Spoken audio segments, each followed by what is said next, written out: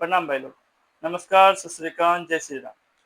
आज का जो हमारा लेक्चर है, आज हम लेक्चर नहीं पढ़ा रहे हैं, आज आपको कुछ पॉइंट्स बताएंगे एक्स्ट्रा। ठीक है, ध्यान से सुनो।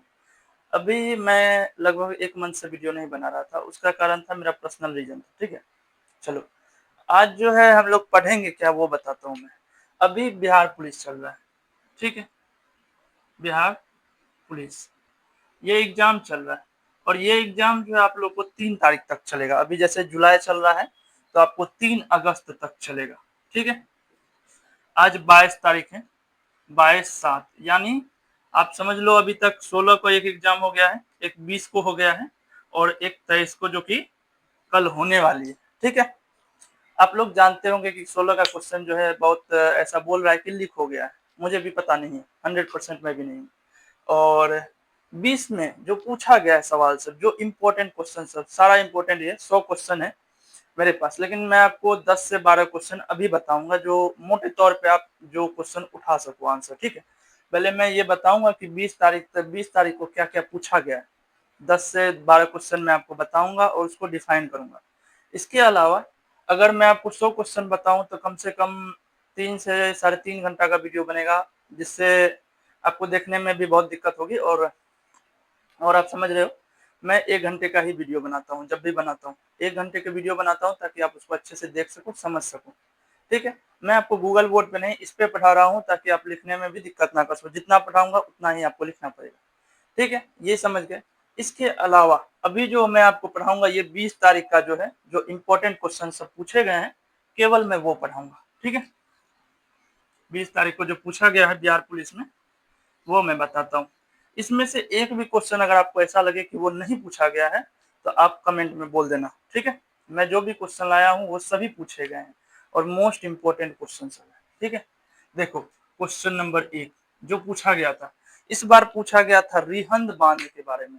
मैंने पढ़ाया भी नहीं है, मेरा लेक्चर अभी शुरू ही हुआ है, इसलिए मैं जो पढ़ाया हूँ वो कोचिंग में पढ़ाया हूँ, आपको क्लास में मैं यूट्यूब पे नहीं दिया हूँ। ठीक है, देखो पहला नंबर क्या था, रिहंद बांध के बारे में पूछा है। रिहंद बांध, ध्यान से देखना, रिहंद बांध कहाँ है ये पूछा गया था। ऑप्शन भी मैं दे देता हूँ, सारा ऑप्शन दे देता हूँ। ठीक है, ए में दिया हुआ था गुजरात, नहीं, ए में दिया हुआ था उत्तर प्रदेश। ठीक है, उत्तर प्रदेश। और ये सभी सवाल जो है पूछे गए हैं।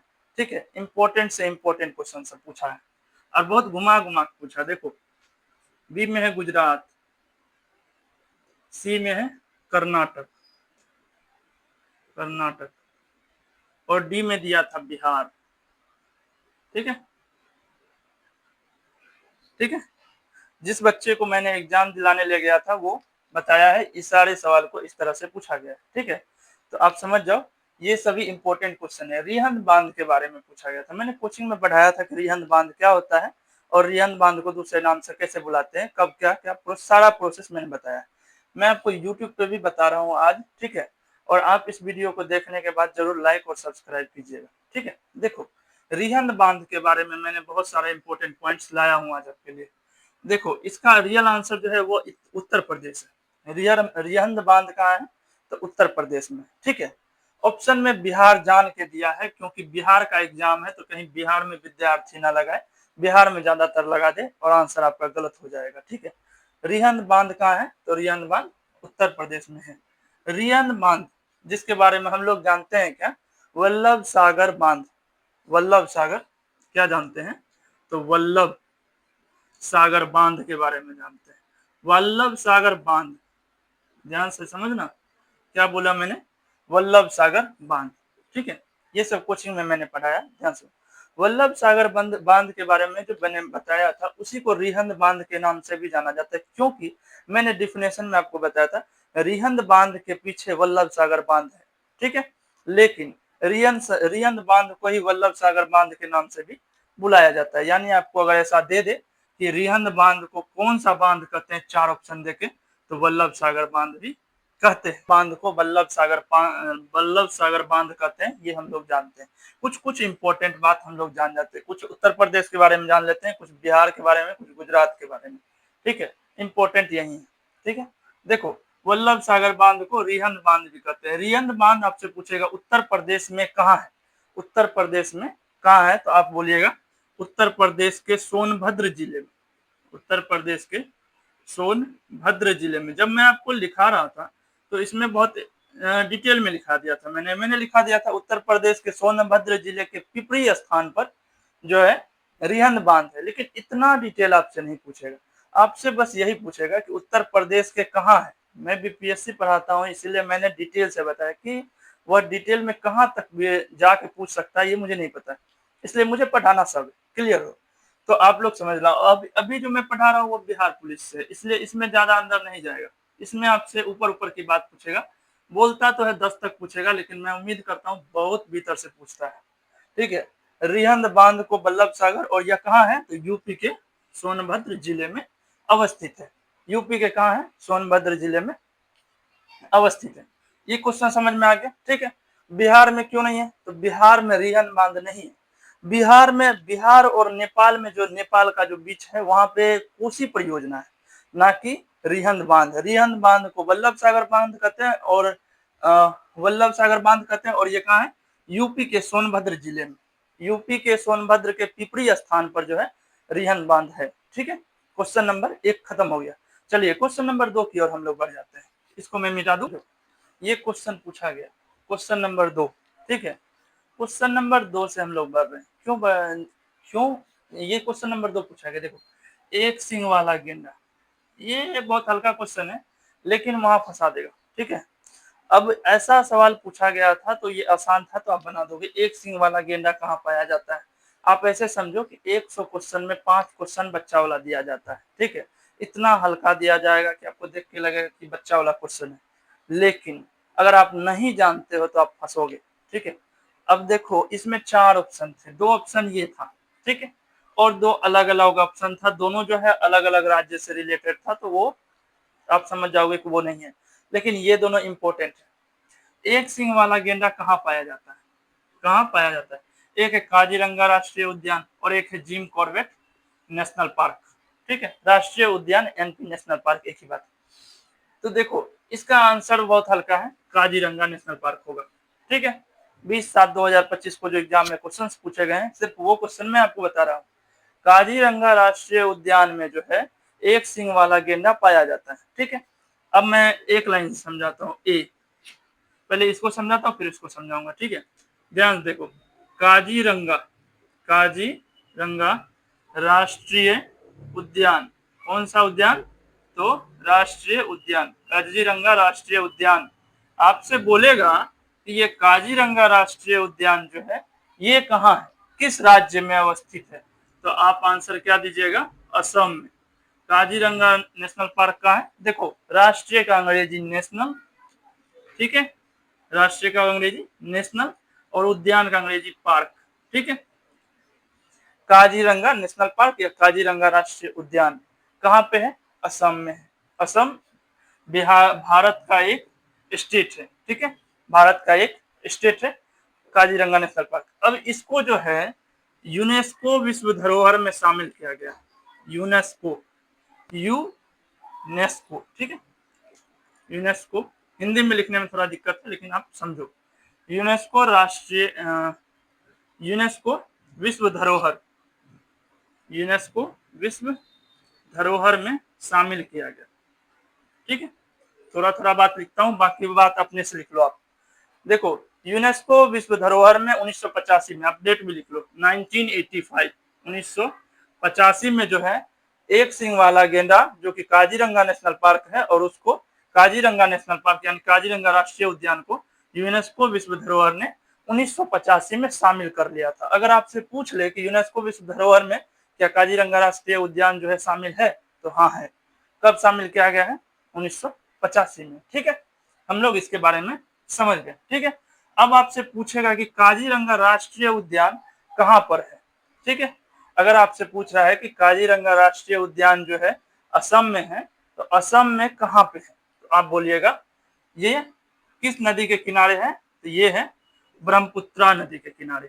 ठीक है, ये ब्रह्मपुत्रा नदी के किनारे, ब्रह्मपुत्रा नदी के किनारे। ठीक है, देखो मैं आपको गूगल बोर्ड पे नहीं पढ़ा रहा हूँ, उसमें सारा बात लिखा रहता है, उसको मैं देख के सिर्फ आपको हाँ हाँ ये है ऐसे है, नहीं समझे बच्चे, ऐसे है, उस तरह से नहीं पढ़ाऊंगा। मुझे सारी बातें याद रहती है, जो याद रहती है वही बातें मैं आपको पढ़ा रहा हूँ, ठीक है। इसमें इतना सारा बात मुझे याद है, इसलिए मैं आपको पढ़ा पा रहा हूँ, ठीक है। नहीं तो मैं ऐसे गूगल पे खोजता कि हाँ काजीरंगा राष्ट्रीय उद्यान यहाँ है, ऐसे है, हो गया, आपको बोल देता, चला जाता। इससे आपको याद नहीं होगा, याद ऐसे ही होगा जितना मुझे याद है उतना आपको भी याद होगा, ठीक है। आप बस बने रहो। ब्रह्मपुत्रा नदी के किनारे, ब्रह्मपुत्रा नदी के किनारे काजीरंगा राष्ट्रीय उद्यान असम में है, जो कि यूनेस्को विश्व धरोहर में कब शामिल किया गया है, तो 1985 में, ठीक है, 1985 में इसको शामिल किया गया है, ठीक है। देखो ये हो गया काजीरंगा राष्ट्रीय उद्यान। बी क्या है, तो बी है हमारा जिम कॉर्बेट नेशनल पार्क, इसके बारे में समझो। इससे भी बहुत घुमा घुमा सवाल पूछा है, ठीक है, आपसे भी पूछेगा। जिम कॉर्बेट नेशनल पार्क यानी राष्ट्रीय उद्यान, जिम कॉर्बेट नेशनल राष्ट्रीय उद्यान। देखो इसके बारे में आपसे क्या पूछ सकता है, पहले तो आप ये समझ लो ये है क्या। एक राष्ट्रीय उद्यान है जो कि भारत का सबसे पुराना, भारत का भारत का सबसे पुराना राष्ट्रीय उद्यान, भारत का सबसे पुराना राष्ट्रीय उद्यान है, ठीक है। भारत का सबसे पुराना राष्ट्रीय उद्यान कौन सा है, जिम कॉर्बेट नेशनल पार्क। इसके बारे में कुछ बातें मैं आपको बताता हूँ, ठीक है, यहाँ मिटा के। काजीरंगा के बारे में हम लोग समझ गए थे ना, सब में था, और विश्व धरोहर में शामिल भी किया गया है 1985 में, ठीक है। चलो इसको भी मिटा देते हैं। जिम कॉर्बेट नेशनल पार्क कहाँ है, मैंने अभी आपको बताया, जी sorry, Jim Corbett national park जो है भारत का सबसे पुराना राष्ट्रीय उद्यान है, ठीक है। देखो भारत का जो सबसे पुराना राष्ट्रीय उद्यान है उसको हम लोग क्या बोलते थे, हैली, हैली बोलते थे। हैली राष्ट्रीय उद्यान जो था भारत का सबसे पुराना राष्ट्रीय उद्यान था, तो हैली का ही नाम बदल के जो है gym Corbett national park, Jim Corbett रखा गया, ठीक है। तो जिम कॉर्बेट जब रखा गया तो भारत का सबसे पुराना तो वही रहेगा, इसलिए भारत का सबसे पुराना राष्ट्रीय उद्यान किसको बोलते हैं, जिम कॉर्बेट। हैली बोलो या जिम कॉर्बेट बोलो एक ही बात है, ठीक है। ये कितने किलोमीटर क्षेत्र में फैली हुई थी, 521 किलोमीटर क्षेत्रफल है इसका, 521 किलोमीटर क्षेत्र में यह फैला हुआ है, ठीक है। इसको जो है हैली यानी अभी इसको क्या बोलते हैं, जिम कॉर्बेट, जिम कॉर्बेट, ठीक है, जिम कॉर्बेट नेशनल पार्क, ठीक है। हैली को ही जिम कॉर्बेट बोलते हैं। 521 किलोमीटर का इसका क्षेत्रफल एरिया है, ठीक है, इतना क्षेत्र में यह फैला हुआ है। इसके अलावा इसको बंगाल टाइगर, कौन सा टाइगर, बंगाल टाइगर का घर कहा जाता है, बंगाल टाइगर का घर कहा जाता है, ठीक है। आपसे पूछे बंगाल टाइगर का घर किसको कहते हैं, तो जिम कॉर्बेट नेशनल पार्क को बंगाल टाइगर का घर भी कहते हैं, ठीक है। आपसे पूछ दे जैसे कि काजीरंगा असम में है तो जिम कॉर्बेट नेशनल पार्क कहाँ है, तो जिम कॉर्बेट सर उत्तराखंड में, कहाँ है, उत्तराखंड में है, ठीक है। जिम कॉर्बेट राष्ट्रीय उद्यान कहाँ है, उत्तराखंड में। काजीरंगा नेशनल पार्क कहाँ था, असम में, ये कहाँ है, असम में, ठीक है। ये दो सवाल आपसे पूछे जा सकते हैं, ठीक है। इसमें एक तो पूछा गया है कि ये काजीरंगा नेशनल पार्क, इसका ये आंसर होगा, ठीक है। जिम कॉर्बेट नेशनल पार्क उसमें ऑप्शन में दिया हुआ था, बच्चे ने मुझे बताया है कि जिम कॉर्बेट नेशनल पार्क दिया हुआ था सर, आप इसको भी डिफाइन करो, मैंने डिफाइन कर दिया, ठीक है। और सभी बच्चे को ये जो वीडियो है यूट्यूब पे ही केवल मिलेगी, ठीक है, मैं क्लास व्लास नहीं ले रहा इसका। चलो ये हो गया, तो क्वेश्चन नंबर 3 की ओर अब हम लोग बढ़ जाते हैं, ठीक है, ठीक है। इसको क्या बोलते हैं, हैली नेशनल पार्क, एनपी दे दू, हैली नेशनल पार्क, जिसका नाम जिम कॉर्बेट नेशनल पार्क पड़ा है, ठीक है। आप लोगों ने जो क्वेश्चन नंबर 3 मुझे बताया मैं उसे डिफाइन करता हूँ, आ जाओ।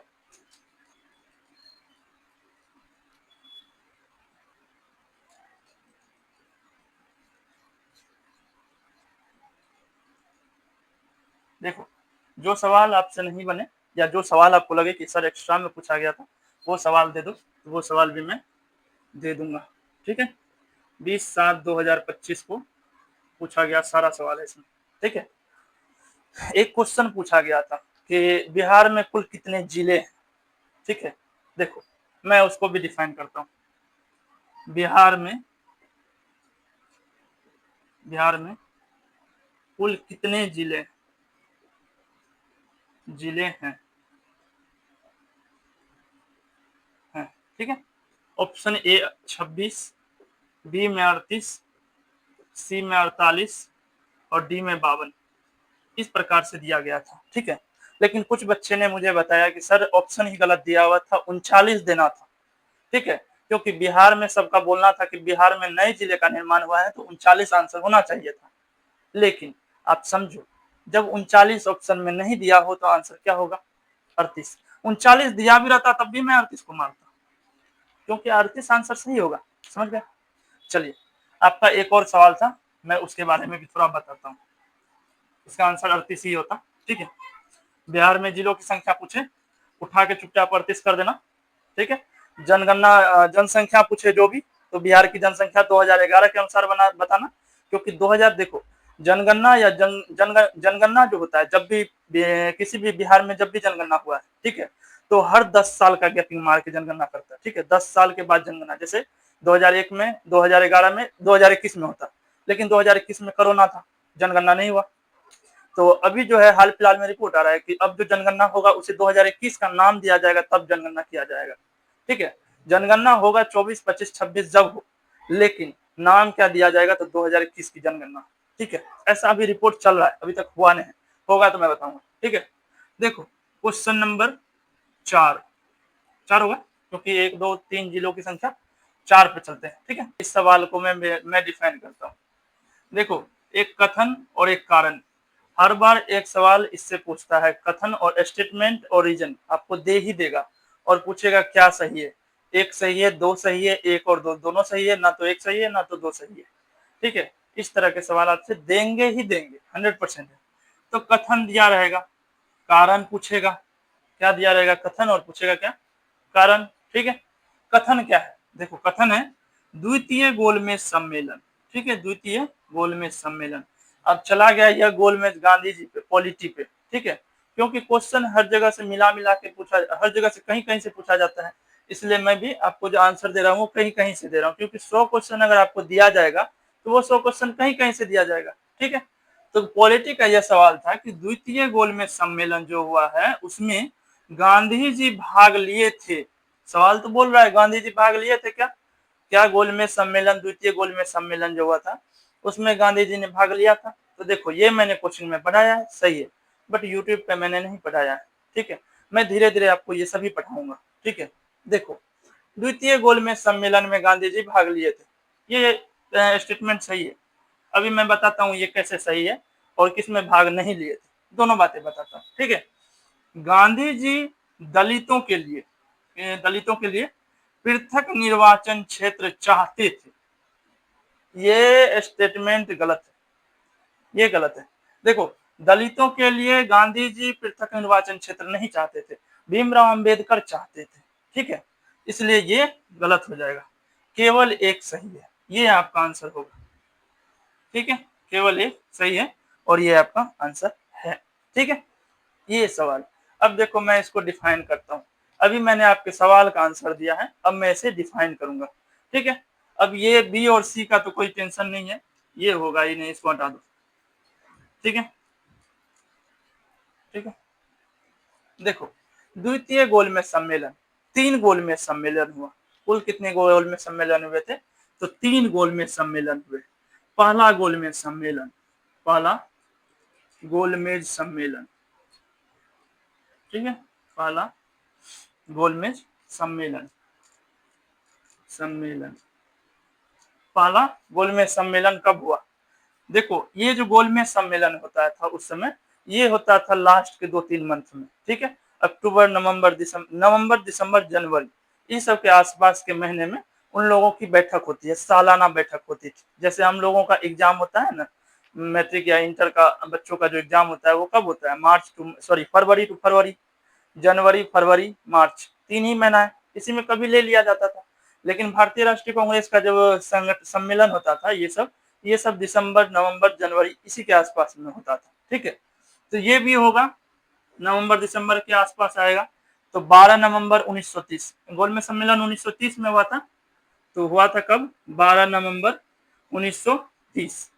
यह है प्रथम गोलमेज सम्मेलन। देखो, 3 गोलमेज सम्मेलन हुए थे। पहला था प्रथम गोलमेज सम्मेलन, जो कि हुआ था 12 नवंबर 1930 से लेकर जनवरी जनवरी 19 जनवरी पूरा डेट है 19 जनवरी, ठीक है, 19 जनवरी 1931 तक, 12 नवंबर 1930 से 19 जनवरी 1931 तक, 1931 तक, ठीक है। प्रथम गोलमेज सम्मेलन कब हुआ था?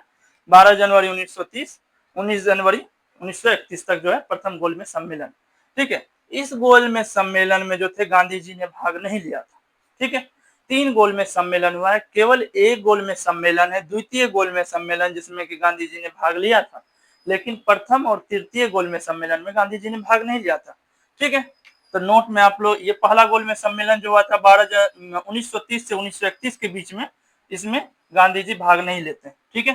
तो इसमें गांधी जी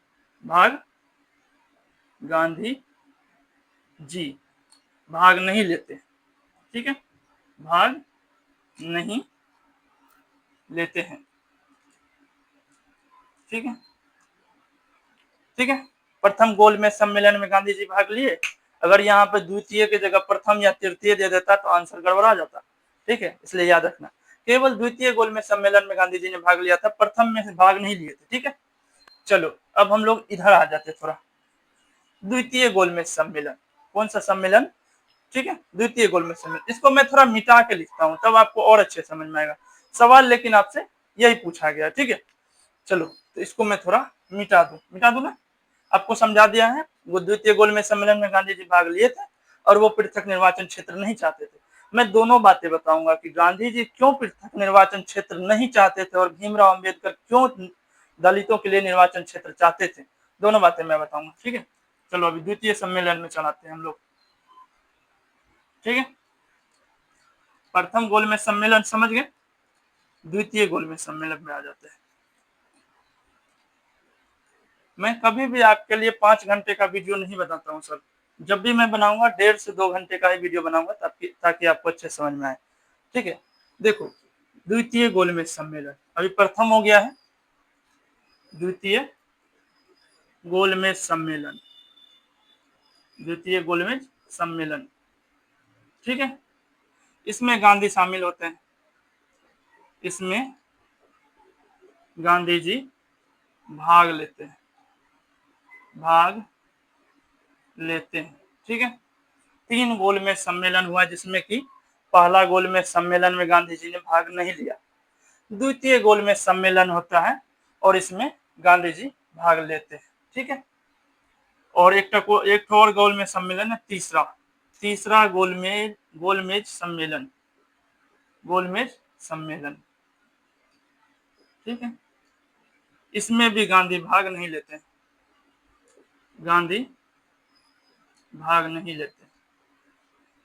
नहीं लेते हैं, ठीक है। दोनों बात को आप लोग समझो। तृतीय गोलमेज सम्मेलन होता है, ठीक है। ये भी कब होता है? तो नवंबर से दिसंबर, 17 नवंबर से दिसंबर, एक महीना का चलता है इसका, 17 नवंबर से 24 दिसंबर तक, ठीक है। 24 दिसंबर तक डेट याद रखना, 17 नवंबर से 24 दिसंबर तक जो है ये तृतीय गोलमेज सम्मेलन चला और इसमें भी महात्मा गांधी भाग नहीं लेते हैं, ठीक है। प्रथम में भी भाग नहीं लिए, दूसरे में केवल भाग लेते हैं, तो आपका पहला स्टेटमेंट सही हो जाता है, क्योंकि द्वितीय गोलमेज सम्मेलन में गांधी जी भाग लेते हैं, आपका स्टेटमेंट ये था, जो कि ए सही हो जाता है, ठीक है। अब मैं कारण बताता हूँ, कारण में आपका लिखा हुआ था, सवाल में था कि निर्वाचन क्षेत्र चाहते हैं गांधी जी, ये क्यों गलत है? देखो हम लोग चलाते हैं पूना फैक्ट में, पूना फैक्ट कहाँ हुआ था? यरवदा जेल में, ठीक है।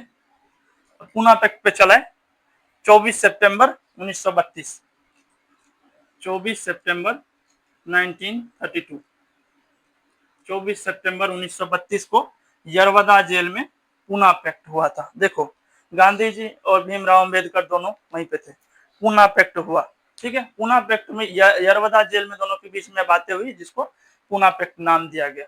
उसमें भीमराव अंबेडकर का कहना था कि उसको निर्वाचन क्षेत्र चाहिए, ठीक है, दलितों के लिए उसको निर्वाचन क्षेत्र चाहिए, गांधी नहीं चाहते थे, ठीक है। अब देखो अंबेडकर ऐसा क्यों चाहते थे, उद्देश्य से मैं लिखता हूं, ठीक है। अंबेडकर अंबेडकर मानते थे, ठीक है।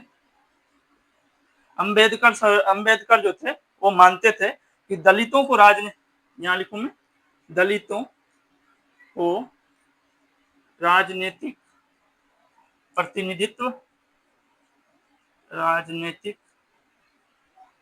प्रतिनिधित्व में हिस्सा मिलेगा, ठीक है। राजनीतिक प्रतिनिधित्व मिलेगा, ठीक है, ठीक है। अब अंबेडकर साहब कहते थे कि दलितों को राजनीतिक प्रतिनिधित्व मिलेगा, इसलिए जो है आप जो है दलितों को पृथक निर्वाचन क्षेत्र में चाहिए, ठीक है। दलितों को राजनीतिक प्रतिनिधित्व मिलेगा, बस इसीलिए जो है उनको पृथक निर्वाचन चाहिए था। लेकिन महात्मा गांधी ऐसा नहीं बोलते थे।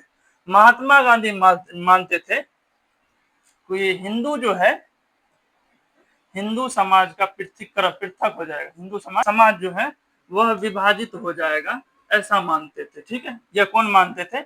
महात्मा गांधी, ठीक है। महात्मा गांधी का मानना था कि अगर दलितों को पृथक निर्वाचन क्षेत्र देंगे ना तो हिंदू समाज अलग हो जाएंगे, ठीक है, विभाजित हो जाएंगे। और अंबेडकर मानते थे कि राजनीतिक प्रतिनिधित्व मिलेगा, ये तो अच्छी बात है उनके लिए, इसीलिए उनको जो है निर्वाचन क्षेत्र देना चाहिए। अब देखो महात्मा गांधी दूर के सोचने वाले व्यक्ति थे, दूर के सोचने में वो सही सोच रहे थे, ठीक है। लास्ट में जो है यह निर्वाचन क्षेत्र नहीं मिलता है दलितों को, ठीक है, और हिंदू समाज पृथक भी नहीं होता है, ठीक है। तो दलितों को पृथक निर्वाचन क्षेत्र नहीं मिले, इसके खिलाफ में गांधी जी थे। तो आपका बी स्टेटमेंट गलत हो जाता है इसी कारण से। अगर वहां पे दिया होता कि पृथक निर्वाचन क्षेत्र के खिलाफ महात्मा गांधी थे तो वो सही हो जाता, ठीक है। उसमें दिया हुआ है कि पृथक निर्वाचन क्षेत्र महात्मा गांधी चाहते थे, इसलिए वो गलत हो गया। गांधी पृथक निर्वाचन क्षेत्र नहीं चाहते थे, अंबेडकर पृथक निर्वाचन क्षेत्र चाहता था, ठीक है, मतलब चाहते थे, ठीक है। और पुनापेक्ष समझ गए, गोल में सम्मेलन, तीनों समझ गए, ठीक है। तो ये क्वेश्चन आपका हो गया। चलिए क्वेश्चन नंबर 3 की ओर, क्वेश्चन नंबर 5 की ओर हम लोग बढ़ते हैं, ठीक है। मैं इसे थोड़ा सा मिटा देता हूं और तब तक आपके लिए क्वेश्चन भी लिख देता हूं। देखो ये सवाल मैंने रोका है कुछ समय कि आपको वीडियो के ये सवाल लिखने में समय आपको ना लगे, ठीक है, मुझे लगता है, ठीक है। देखो इस सवाल को बनाना बहुत ही आसान था और हर साल जो है बीपीएससी जब भी पूछता है तो ये सवाल पूछता है। ऐसा हो नहीं सकता है कि वह सरल वाक्य, मिश्र वाक्य, संयुक्त वाक्य में से एक सवाल नहीं उठाएगा ही उठाएगा, ठीक है। देखो आपने ये सवाल भेजा था, मैंने इसका आंसर दिया, उसने मेहनत की परंतु वह सफल नहीं हुआ। देखो ऐसा सवाल जो होता है ना, इसमें या तो संयुक्त वाक्य या तो मिश्रित वाक्य कंफ्यूजन पैदा करता है, क्योंकि मैं दोनों को पहले आपको समझा देता हूँ, फिर आपको इस सवाल को और अच्छे से डिफाइन करूंगा। आप पहले सवाल मन में याद रख लो, उसने मेहनत की परंतु वह सफल नहीं हुआ, यह संयुक्त वाक्य होगा या मिश्र वाक्य होगा, दोनों बातें मैं समझाता हूँ। इसका आंसर लेकिन मैं पहले दे देता हूँ, इसका आंसर संयुक्त वाक्य है। क्यों है मैं अभी आपको बताता हूँ। देखो वाक्य जो है, वाक्य को रचना के आधार पर, ठीक है, रचना के आधार पर तीन भागों में, रचना के आधार पर तीन भागों में बांटा गया, ठीक है, तीन भागों में बांटा गया, तीन भागों में विभाजित है, बांटा गया है, अलग किया गया, जो समझ लो, ठीक है। रचना के आधार पर देखो वाक्य को अलग अलग तरीके से बांटे हैं, तो रचना के आधार पर तीन भाग में बांटे हैं। ये आपसे पूछता है कितने भाग में बांटे हैं, तो तीन भाग में बांटे हैं, ठीक है। पहला भाग होता है सरल वाक्य। सरल वाक्य मतलब साधारण वाक्य है, सरल नहीं है, सरल वाक्य, ठीक है। तो सरल वाक्य तीन भागों में बांटा गया, ठीक है। मैंने आपको इसका डिफिनेशन लिखाया था, ठीक है।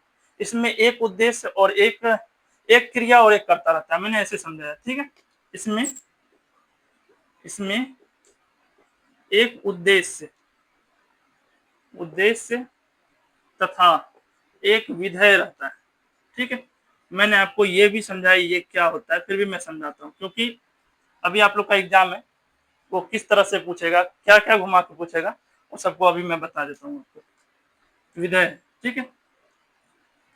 इसको समझने के लिए सबसे आसान तरीका, अगर सबसे हल्का भाषा बोलूं तो ये उद्देश्य जो है ना सर, ये है कर्ता, सब्जेक्ट, यानी इसमें एक सब्जेक्ट होगा। सरल वाक्य में क्या होगा, एक सब्जेक्ट होगा, और ये विधेय जो है ना इसका मतलब होता है क्रिया, यानी एक वर्ब भी होगा।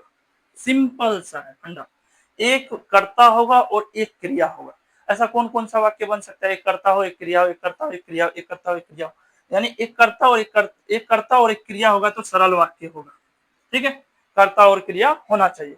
तो कर्ता और क्रिया, एज एग्जाम्पल देखो, राम पढ़ता है, राम पढ़ता है, कर्ता को क्या बोलते हैं? सब्जेक्ट। अंग्रेजी में अगर आप अंग्रेजी जानते हो तो राम है सब्जेक्ट, और भाव क्या है? क्रिया। क्रिया क्या है? पढ़ना। ठीक है, राम देखो जो काम करता है कर्ता कहलाता है, हम लोग जानते हैं ना, जो काम करता है, काम जो करता है वो कर्ता कहलाता है।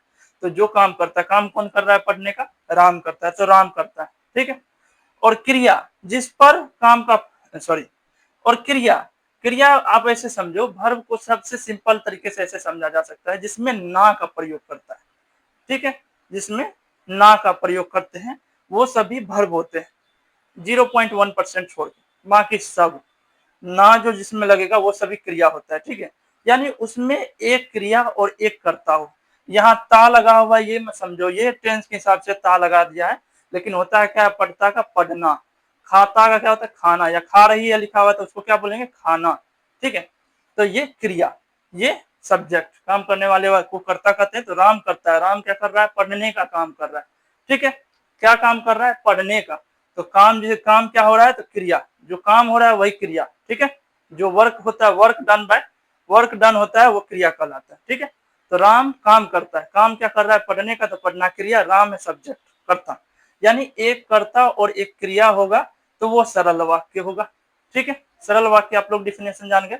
तो देखो एज एग्जाम्पल आपको और भी दे सकता है, जैसे आपको दे दे, वह खेलता है, वह दौड़ता है, वो नाचता है, वो आप लोग खेलते हैं, आप लोग नाचते हैं, आप लोग दौड़ते हैं, आप लोग पढ़ते हैं, आप लोग गाते हैं, आदि आदि। ठीक है, ये सभी सरल वाक्य होंगे। क्लियर है? दूसरा आपसे दे सकता है संयुक्त वाक्य। मैं आपको दूसरा समझाता हूँ। एक समझ गए, एक क्रिया और एक कर्ता होना चाहिए। ठीक है, दूसरा क्या देगा? दूसरा देगा आपको संयुक्त वाक्य। ठीक है, देखो अभी ये संयुक्त वाक्य है, कैसे है मैं दिखा देता हूँ आपको। संयुक्त वाक्य, ठीक है, संयुक्त वाक्य होगा तो इसका परिभाषा भी मैंने आपको दिया है।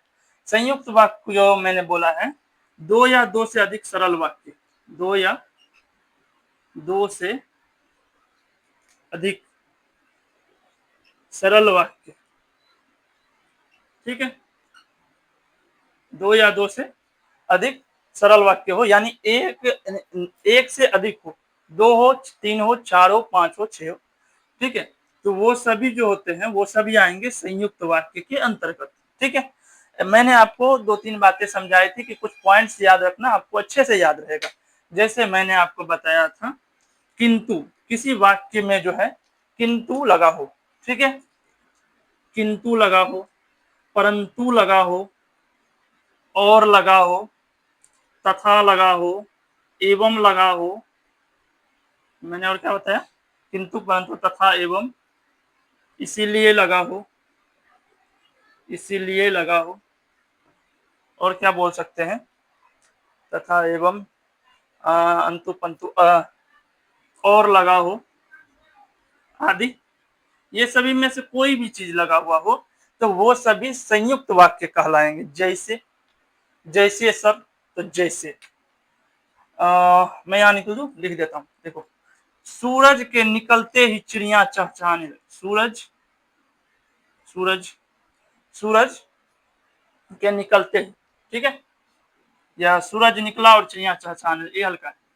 सूरज निकला और चिड़िया चहचहाने लगी, चिड़िया चहचहाने लगी। देखो ऐसा ऑप्शन, अब देखो दोनों बात को मैं डिफाइन करता हूं, आपको पढ़ाया है मैंने। देखो मैंने क्या बताया, दो या दो से अधिक वाक्य होने चाहिए, वो भी सरल वाक्य होने चाहिए। देखो सूरज निकलता, सूरज निकलता है, मैंने ऐसा अगर लिखा है तो सूरज हो जाता है क्रिया, सॉरी कर्ता, और निकलना हो जाता है वर्ब यानी क्रिया।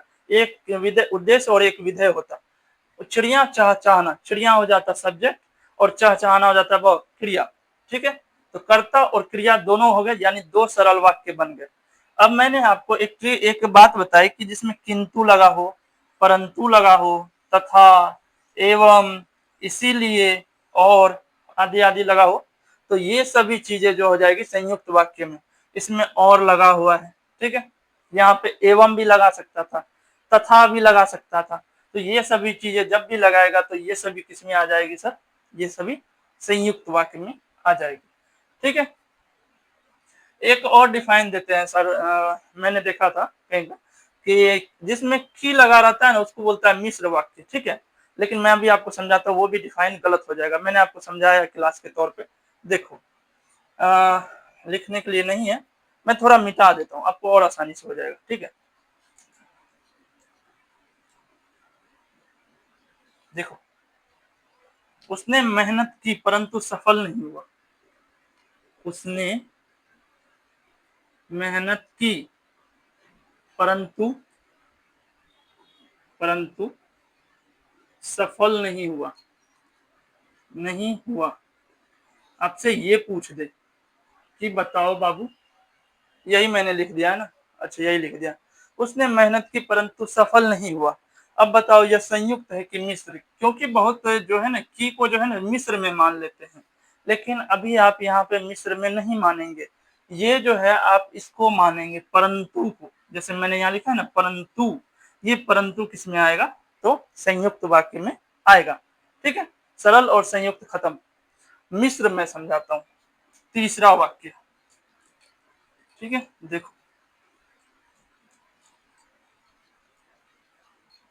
ठीक है, अगर मन हो, अगर मन हो तो लेट्स डू को जरूर सब्सक्राइब कर लो, ठीक है। आ जाओ नंबर 3, मिश्र वाक्य। कौन सा वाक्य, मिश्र वाक्य। देखो, मिश्र वाक्य के बारे में मैंने क्या बताया है, एक या एक से अधिक आश्रित वाक्य हो, मैंने आपको डायरेक्ट ऐसे लिखा दिया था कि आश्रित वाक्य हो, ठीक है, लेकिन मैं आपको बता दूं, एक या एक से अधिक आश्रित वाक्य जब भी होगा, या तो वो अकेला हो सकता है या 2 3 4 कुछ भी हो सकता है, तो वो सभी मिश्र वाक्य में आएंगे। या फिर ऐसे आप समझो, एक दूसरे पे डिपेंड करेगा, ठीक है, एक जो है दूसरे पे निर्भर करेगा, तो वो सभी मिश्र वाक्य में आएंगे, ठीक है। इसको मैंने आपको अंग्रेजी में लिखाया था डिपेंडेंट, सॉरी डिपेंड, ठीक है, डिपेंड। मिश्र वाक्य हमेशा दूसरे वाक्य पे डिपेंड करता है। एज एग्जाम्पल आप समझो, जब बारिश हुई, जब बारिश हुई, तो जब बारिश हुई तब सबने छाता खोला, सबने छाता खोला। देखो, इसको आप आसानी से समझ जाओगे।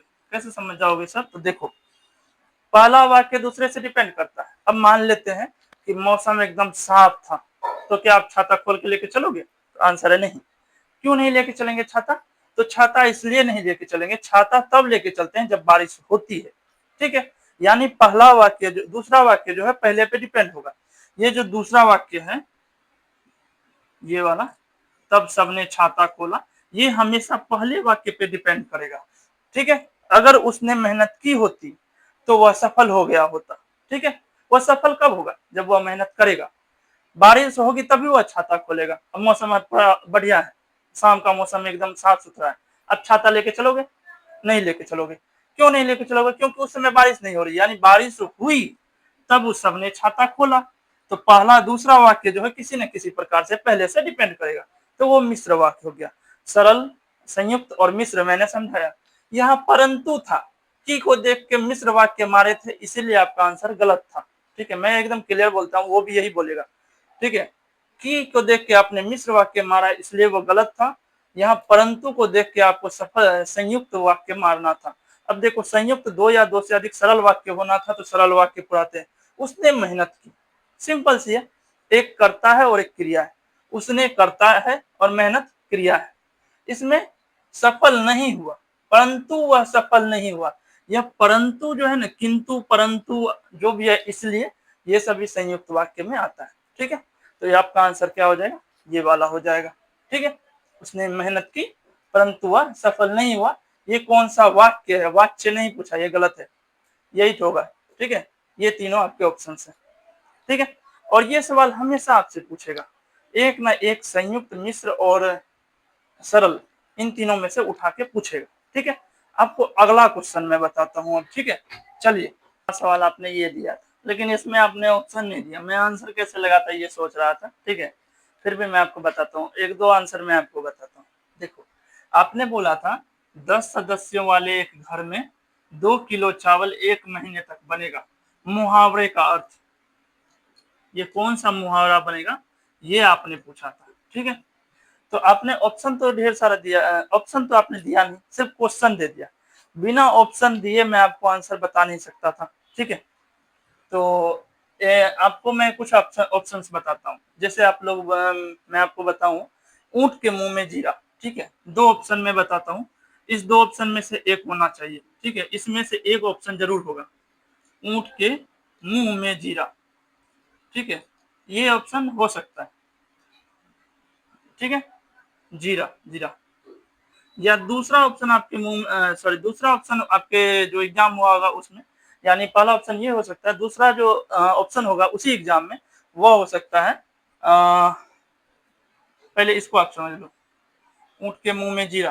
देखो, आवश्यकता से बहुत थोड़ा मिलना, आवश्यकता से कम मिलना, आवश्यकता जितनी हो, आवश्यकता से बहुत थोड़ा मिलना। ठीक है, थोड़ा मिलना, इसका भी मतलब लगभग सेम ही होता है, लेकिन फिर भी मैंने आपने ऑप्शन नहीं दिया, इसलिए मैं आपको कुछ मुहावरे बता देता हूँ। देखो, 10 सदस्यों वाले घर है, उसमें 2 किलो चावल 1 महीना बनाएगा। इसका मतलब यही हो गया कि बहुत सारा जो है जरूरत है उसमें आप थोड़ा थोड़ा दे रहे हैं। ठीक है, यानी आवश्यकता से बहुत थोड़ा मिलना जो होता है उसको बोलते हैं ऊंट के मुंह में जीरा। ठीक है, ऊंट के मुंह में क्या होता है, जीरा, आवश्यकता से बहुत थोड़ा मिलना। ठीक है, और एक ऑप्शन हो सकता है। ठीक है, ऑप्शन आपके लिए ये भी हो सकता है कि दाने दाने को मोहताज होना। ठीक है, ये अगर ये दोनों में से कोई एक ही ऑप्शन में आपको होगा, मुझे उम्मीद है, तो इसमें अगर ये होगा तो ये आंसर दे देना, या दाने दाने को मोहताज होगा और ये नहीं होगा तब आप दाने दाने को मोहताज होना ये आंसर दे सकते हो। ठीक है, मुझे ऑप्शन नहीं मालूम है, इसलिए मैं आपको डायरेक्ट आंसर बता रहा हूँ। ठीक है, और इसके अलावा आपने बोला था कोसी नदी, कोसी परियोजना कब स्थापित हुआ था। ठीक है, मैं चलो उसके बारे में भी आपको बताता हूँ। ठीक है, देखो, अगला आपने ये दिया था कोसी परियोजना कब स्थापित हुआ। देखो, ये बहुत हल्का था सवाल, अगर आपको क्लास अच्छे से देखे होते तो मैं आपको जो पढ़ाया हूँ, जो मैंने आपको पढ़ाया वही चीज मैं यहाँ यूट्यूब पे आपको बताऊंगा। ठीक है, एक्स्ट्रा बातें नहीं बताऊंगा। देखो, 1954 में कोसी परियोजना स्थापित कब हुआ है, 1954 में। ठीक है, या कोसी परियोजना डैश दे के ऐसे ऑप्शन भी दे देता तब भी आप यही लगाते। ठीक है, क्योंकि यहाँ स्थापित हुआ है कि नहीं ये आप में ऑप्शन में, क्वेश्चन में नहीं दिया हुआ था। आपने बोला कोसी परियोजना और ये ऑप्शन दिया हुआ था, सर क्या आंसर मैंने लगा था, तो आप 1954 मानते। ठीक है, इसका मतलब ही हुआ कोसी परियोजना का स्थापना कब हुआ है, तो 1954 में। देखो, कोसी परियोजना से, कोसी परियोजना तो हम लोग समझ, कोसी नदी के बारे में थोड़ा समझ लो। कोसी नदी जो है कहाँ बहती है, तो सर बिहार में, कोसी नदी। ठीक है, कोसी नदी कहाँ बहती है, बिहार, मुख्य तौर से बिहार में। कहाँ से आती है, तो देखो नेपाल के हिमालय, क्योंकि नेपाल में हिमालय है। ठीक है, नेपाल में हिमालय से निकलती है, हिमालय से निकलती है। ठीक है, और प्रवेश कहाँ से करती है, तो भारत का जो एक राज्य है बिहार, जिसका एग्जाम आप बिहार पुलिस का दे रहे हैं, वहीं बहती है। ठीक है, ये कहाँ बहती है, बिहार में, बिहार में बहती है। देखो, कोसी नदी को, कोसी नदी को बिहार का शोक नदी कहते हैं। क्यों कहते हैं ये भी समझ लो, बिहार का शोक, बिहार का शोक किस नदी को कहा जाता है, कोसी। कौन सी नदी है, कोसी। क्यों कहते हैं जानते हो, क्योंकि बिहार में जो है ना कृषि प्रणाली चलती है, खेती बहुत ज्यादा चलती है। तो खेती, यह जो नदी है यह जब अपना उफान पानी बहुत ज्यादा लाती है तो उसके कारण बिहार में बाढ़ आता है और कृषि को बहुत ज्यादा नुकसान होता है। इसीलिए बिहार का शोक कोसी नदी को कहते हैं। क्लियर है, बिहार का शोक कहलाने वाली नदी, या बिहार को बिहार का शोक कहने वाली नदी, या बिहार का शोक कौन सी नदी है, तो वह आंसर में आ जाएगा क्या आपका, तो कोसी नदी। ठीक है, भारत और नेपाल की सीमा पे कोसी परियोजना, कोसी परियोजना कहाँ है सर, तो भारत और नेपाल की सीमा पर, भारत तथा नेपाल की सीमा पर कोसी परियोजना बना हुआ है। ठीक है, मैंने आपको बताया था भारत और नेपाल के बीच सुगौली संधि है। ठीक है, और मैंने आपको ये भी बताया कि कोसी परियोजना जो है वह भारत और नेपाल की सीमा पर बना हुआ है। ठीक है, कब स्थापित हुआ है? तो 1954 में। कोसी नदी नेपाल में हिमालय है उससे निकलती है और बिहार में प्रवेश होता है। आपसे पूछेगा भारत में किस राज्य से होकर प्रवेश होता है? तो बिहार से। बिहार में प्रवेश होता है। बिहार का शोक नदी किसको बोलते हैं? तो कोसी नदी को। ठीक है, कोसी परियोजना के बारे में आप लोग समझ गए। Question number 8। ठीक है, थोड़ा बहुत मैथ से सवाल पूछे जाते हैं। देखो आपको मैं डायरेक्ट यही बता देता हूँ, आप थोड़ा बहुत मैथ में आपसे पूछेगा 5 से 10 क्वेश्चन। ठीक है, 5 से 10 क्वेश्चन। अभी आप लोग का एग्जाम है इसलिए आप लोग इसको अच्छे से देख लो। आपसे देखो, आपको जो दो दो तरह के इंटरेस्ट होते हैं, एक साधारण ब्याज होता है, ठीक है, और एक चक्रवृद्धि ब्याज होता है। ठीक है, तो चक्रवृद्धि ब्याज आप लोग मत पढ़ो अभी, क्योंकि अभी जो टाइपिंग आ रहा है ना, टाइप जो जिस टाइप का पूछ रहा है उसमें चक्रवृद्धि ब्याज नहीं पूछ रहा है उसमें। देखो लेकिन आप जो मारे थे सेट उसमें चक्रवृद्धि ब्याज मैंने दिया था, ये सही है, लेकिन अभी जो पूछा जा रहा है उसमें चक्रवृद्धि ब्याज नहीं पूछ रहा है, उसमें अभी आपसे पूछ रहा है सिंपल इंटरेस्ट, साधारण ब्याज। साधारण ब्याज निकालने का सबसे आसान फॉर्मूला मैंने बताया था, P into R into T बटे 100। ठीक है, P क्या है? प्रिंसिपल, मैंने आपको बताया है प्रिंसिपल। ठीक है, R क्या है? रेट, और T क्या है? टाइम बटे 100। ठीक है, मैंने आपको ये बताया। तो ये सूत्र पे ही आप तोड़ो, सिंपल समझो। देखो आपको प्रिंसिपल ना दिया हो, रेट दिया हो, टाइम दिया हो और रेट दिया हो इतना वार्षिक दर से इतना वर्ष में प्रिंसिपल क्या हो जाएगा, मिश्र धन भी दिया हो मान लो। ठीक है, आपको प्रिंसिपल नहीं पता है और आपको सूत्र भी नहीं पता है कि सर मिश्र धन कैसे निकलेगा, रेट को कैसे निकालेंगे, टाइम को कैसे निकालेंगे, तो डायरेक्ट सूत्र क्या लगाओ, P into R into T बटे 100। सिंपल सूत्र है। आपको प्रिंसिपल अगर पूछ रहा है तो 4 ऑप्शन में प्रिंसिपल दिया होगा। ठीक है, मूलधन दिया होगा। आप चारों ऑप्शन में से बी या सी को एक को पकड़ लो, उसमें से मूलधन को पहले तोड़ दो। पहले बी को तोड़ के देखो क्या निकलता है। जी नहीं सर नहीं निकला। सी को तोड़ के देखो, निकला, जी निकल गया, आंसर लगा के निकल जाओ। ठीक है, ये एकदम सिंपल तरीका है। या दूसरा तरीका मैंने जो सिखाया उस तरीके से आप बढ़ते चल जाओ, आप आगे बन जाओगे। ठीक है, ये एक सवाल एपी और एनपी से, एपी से पूछा गया था। ठीक है, तो एपी का जो सवाल है मैं आपको पहले दे देता हूँ। वो सवाल मैं लिखा हूँ, आप जो लिख के भेजे हो, आप जो कमेंट किए हो ना, मैंने उसे सारा को देखा है। ठीक है, तो आप टेंशन ना लो, मैं अभी लिख देता हूँ आपको एपी का सवाल। आप देखो एपी का इतना हल्का सवाल पूछा गया है, एक बच्चे ने कमेंट किया है एपी का सवाल। ठीक है, तो मैं उसका भी सवाल पहले आपको लिख देता हूँ। ठीक है, एपी का सवाल बहुत ही आसान था, बच्चे ने एक कमेंट में लिखा था, मैं आपको पहले लिख के देता हूँ। ठीक है, देखो एपी से सवाल पूछा गया जो कि बहुत ही हल्का है। मैंने कमेंट जो लिखा था बच्चा, मैंने वही लिखा है, उसी के हिसाब से मैं दे देता हूँ। ठीक है, 2, 5, 8 और क्या लिखा था, 11 डॉट डॉट डॉट का 10वां पद क्या है, ये सवाल लिखा गया था। और ये सवाल आप जानते हैं कि कितना हल्का लग रहा है। ठीक है, इसको बनाने का कितना आसान तरीका है, 2, 5, 8 का 10वां पद, ये तो कोई सवाल नहीं हुआ, लेकिन ये सवाल अगर पूछा है तो ठीक है हम बनाएंगे। ये ए क्या है, ए बराबर क्या होगा, 2। डी, डी क्या होता है, डी होता है A2 minus A1 is equal to D, दोनों के बीच का अंतर। 2 और 5 का अंतर निकाल लो, या 5 और 8 का अंतर निकाल लो, या 8 या 11 का अंतर निकाल लो। ठीक है, A2 minus A1, A2 minus A1 मैंने आपको बताया, या तो 5 में से 2 को घटा लो, या तो 8 में से 5 को घटा लो, या तो 11 में से 5 घटाना तो है आपको। तो 2, 3, 5 3 का अंतर, 5 से 8 3 का अंतर, 8 से 11 3 का अंतर, यानी डी बराबर क्या निकलेगा हमारा, डी बराबर निकलेगा 3।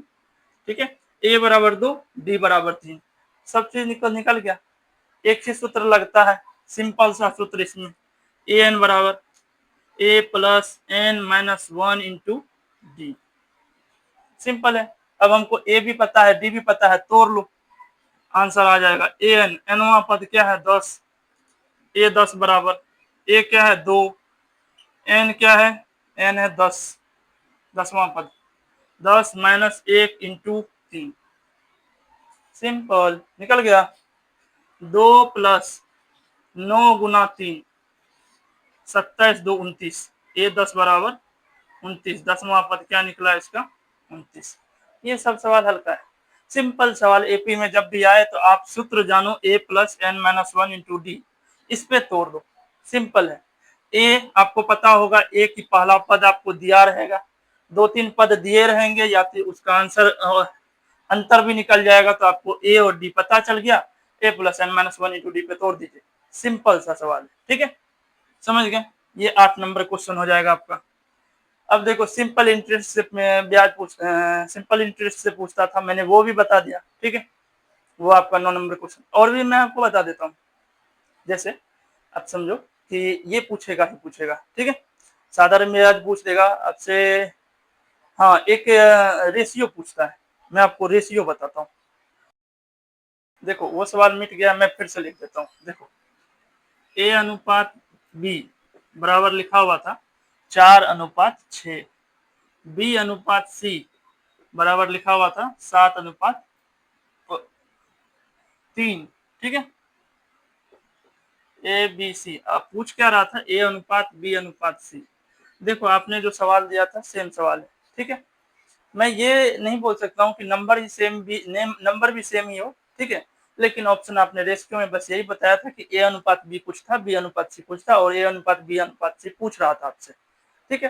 तो मैंने ए अनुपात बी में कुछ ले लिया, बी अनुपात सी में कोई नंबर ले लिया, और ए अनुपात बी अनुपात सी का बस निकालने का बस बात बता रहा हूँ। देखो ए तो पता चल गया कि 4 है, ठीक है, सी भी पता चल गया 3 है, लेकिन बी तो गलत हो जाएगा। बी में क्या दोगे, 6 दोगे कि 7 दोगे, तो ऐसे नहीं निकलेगा सर। देखो निकालने का मैंने तरीका बताया था अपनी क्लास में, ए अनुपात बी, बी अनुपात सी, पहले लिख लो 4:6, और इधर क्या है 7:3, ठीक है, 7:3। बी का मान क्या है, यहाँ 7, और यहाँ क्या है 6।